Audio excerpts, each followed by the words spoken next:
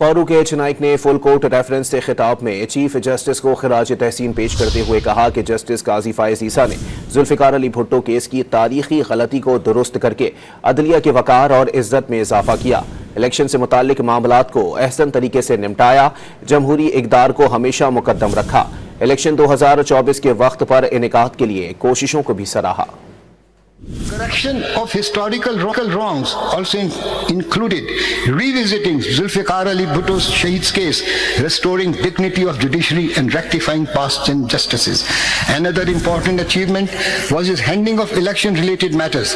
Justice Isa prioritized democratic integrity, ensuring that 2024 elections are held on schedule despite obstacles.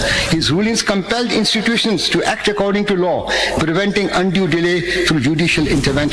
We wish you peace, good health, and continued success. Your legacy will remain a guiding light for the judiciary and the nation in the years to come.